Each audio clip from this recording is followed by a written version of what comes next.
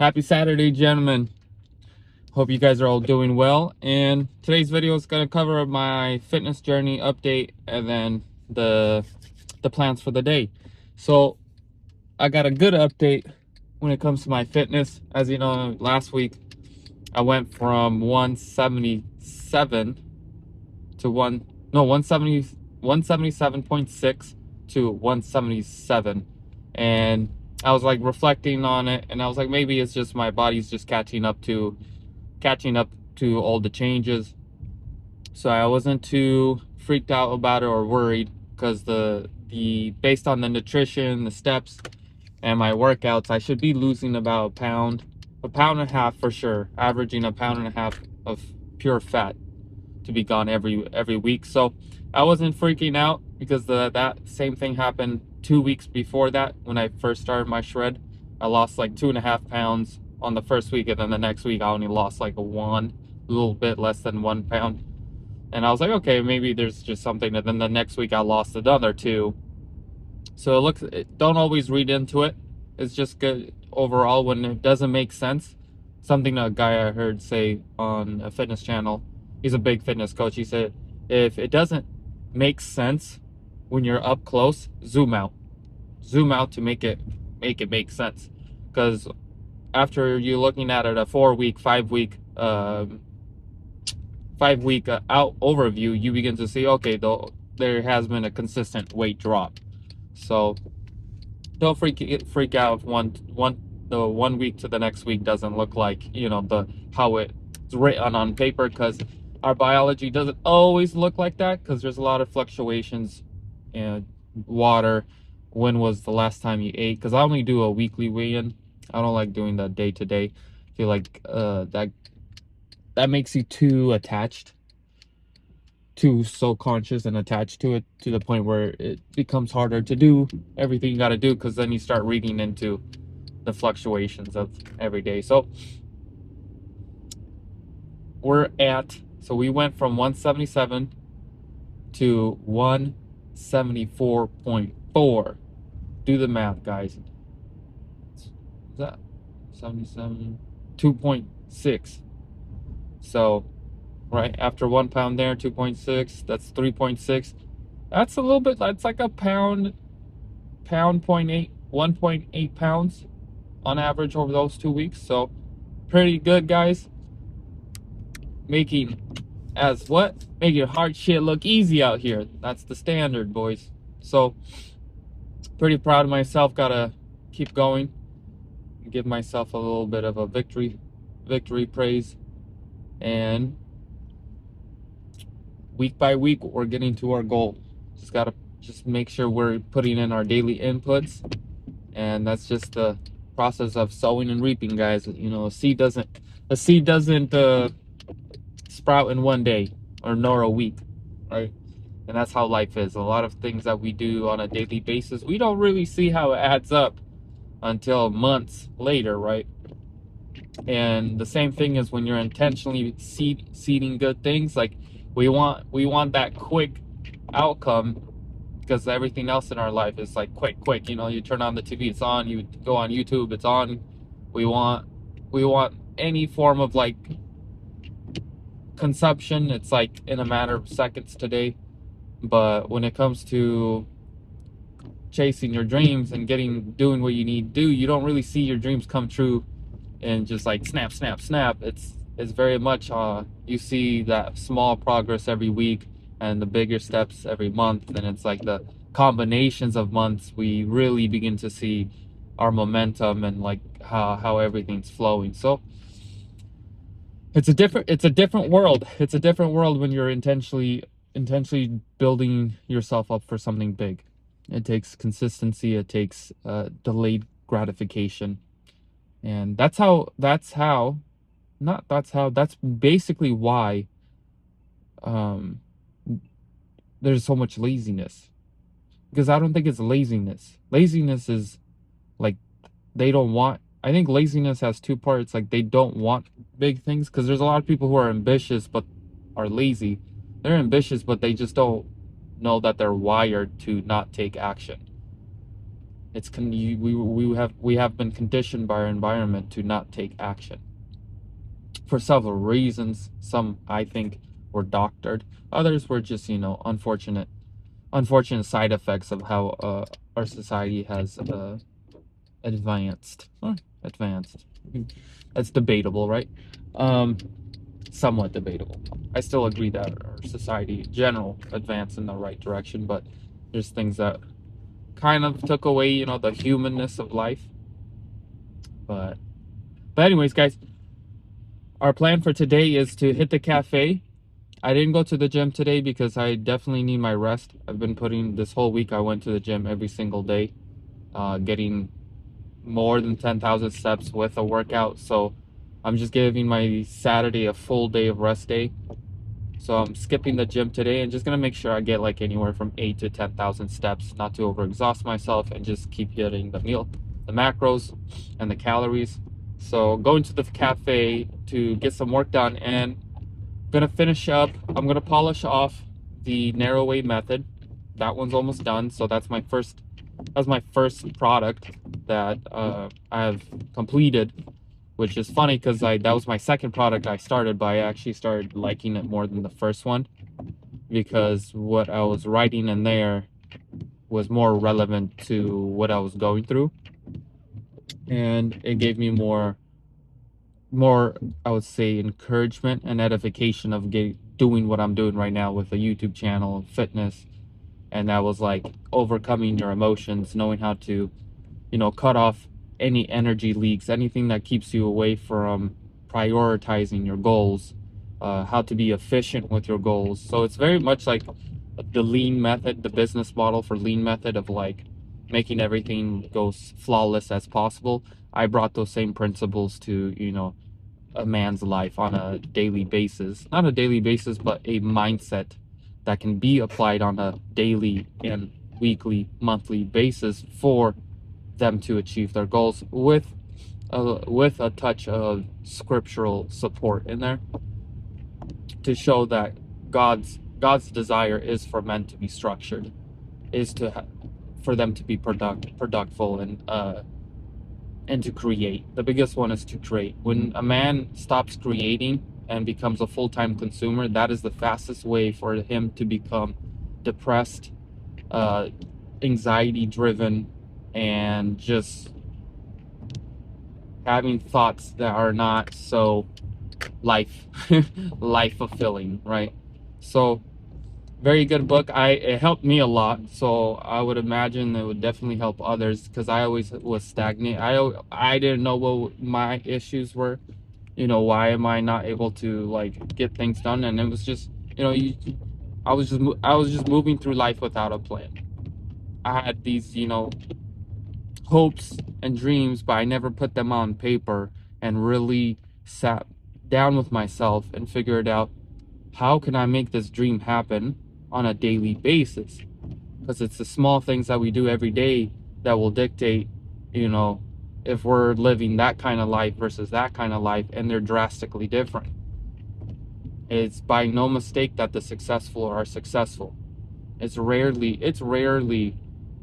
given to luck. Sure, some luck is there, but that's because they were ready for that opportunity to shine.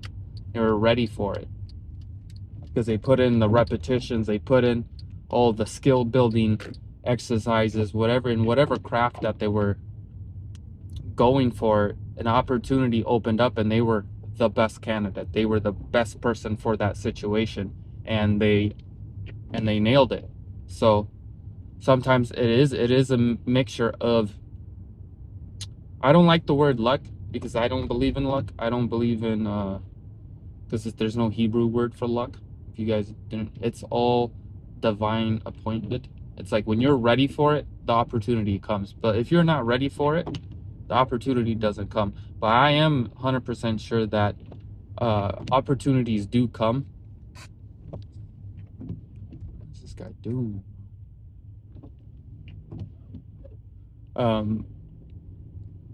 I am 100% confident that when opportunities do come and you're not ready for it, it's really to kind of beat you into shape.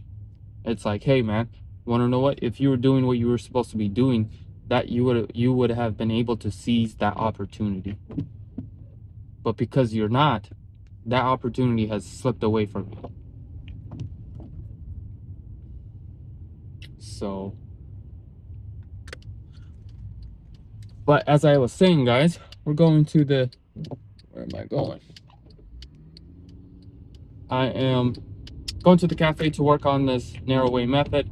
After finishing up and I am polishing that one, I might start finishing up my other one, the gentleman's guide. That's more of actually building up a masculine frame, knowing how to see things from more of a secure way, and actually understanding how the male and female polarity should look like, and something that you would want to aim for. I know everyone has their own preferences, but the best way is the way God intended it, and it'll help you ground yourself and understand how to, deal with certain things in your life, especially, absent father, and how that impacts you, how we making women in our life happier more than the happiness that we experience, and all of those kind of things where we basically look for our identity and validation outward, and it's not coming from within, and it's not coming from you doing what you're called to do on earth, and not prioritizing God, your faith, your structure, your schedule, all of these things. And it talks about just having your priorities built correctly as a man. So that book, I'm thinking I might just work through it today. But the other big thing I want to get through today is getting my research done on AI, and figure out which tools are most applicable to me, or would be the most valuable to me to learn. So I'm going to spend some time doing some research on that, and then go from there. So that was my fitness update and today's agenda. And I hope you guys are all doing good and enjoy your Saturdays, guys. Make sure you guys are doing what you got to be doing. And if you don't have a plan yet, sit down and write it. Figure it out. The faster you do that, the faster your dreams are coming true. And if you're not doing that, don't expect yourself to be able to one day just snap and you're starting to achieve your dream and everything's falling into a place. No, you got to be a man. Oh, this is a good one, guys. You have to be a man with a plan, because a man with a plan withstands resistance. He withstands drawbacks. He withstands discouraging moments. Because if you don't have a plan, something that's really supporting you, the smallest thing can make you give up. The smallest thing will cause you to think, oh, this isn't for me. And those are lies. Those could be very much lies that will keep you in the same position that you are already in. And if you really want to think about it, like, would you be comfortable? Not even comfortable. Would you be okay with yourself staying in the same position for the next year or two? I don't think so. Maybe 5. That's dreadful, correct? So, if you're not growing, you're decaying. I don't believe in this whole idea that people stay constant. It's just I don't see that as possibility. It's either you're growing or decaying. There's no stagnation. Stagnation is decaying, guys. When life's moving and you're not moving, it's decay. When your money's sitting in your bank account not doing anything, but because of inflation, your money's decaying. Though it's not changing the amount, but its buying power changes, right? So the same thing is true with the human. When you're not growing, you're decaying. You're meant for continuous growth, guys. God is unlimited, so how do you know if you're really connected with God? Is you're continuously growing. Simple as that. It doesn't stop. It's like that situation with when people retire at the age of 67. They've been working their whole life. They found movement and progress and resistance in the workplace, but when they go and retire, they age quicker and they die. Some of them realize, hey, I need things to do because I don't know what to do with my time, where they just sit and rot, and they they wise up and say, hey, I want to go back to work, and they go back to work. It happens so many times where people go, like, they go back to work or find a job when they retire, is because they realize that you need to work. And a lot of people who have never been able to have a regular schedule that they actually at least enjoy, they understand the benefits of having a structured life. But if you've never had a structured life and you've always lived in this, let the day tell me what to do, and I'm just gonna let my pleasure seeking self control me and how the day goes, you don't understand the benefits of a structured life and how much more fulfilling it is. Because the more you are fulfilled with yourself, the less pleasure seeking you become. The more fulfilled you are, the more resistant you are to things that take your energy away. You're more like avoidant of things that spike dopamine hits. You're like, ugh, I don't like that because it's cheap. It's a cheap dopamine hit. Food, like junk food, fake dopamine, fake enlightenment, fake fulfillment. Pornography, the same thing. Anything that scrolling on your phone, looking for something to just, blast you with dopamine. Those are all cheap ways of finding salvation. It is the cheap way of finding fulfillment. It's the cheap way of communicating to yourself that, oh, I made it. I'm whole. Mm-mm. It is through long-term thinking and repetition and consistency you'll be able to find that firmness of saying, I'm grinding, I'm really doing something. And that's more of a fulfilling life, especially if it's aligned with your divine purpose on earth, especially if it's aligned with God's calling in your life and utilizing the talents that you have in your life to bring a service to the world. That kind of fulfillment cannot be compared to. And through that fulfillment through that fulfillment, you just don't want to entertain yourself with the lower qualities of life. You just don't want to scroll anymore. You don't want to watch pornography. You don't want to do all these kind of things, is because you understand that it's cheap, it's low vibrational, and it actually takes away your energy and your ambition and your drive to go after that which really matters and actually really satisfies your life. So just a little sermon on that, guys. So other than that, guys, I'm gonna get to work, and enjoy your guys' Saturdays, and do what you got to do. And as always, take action, live life with intention, and talk with God. Ask for your daily bread. And I'll see you guys soon. God bless.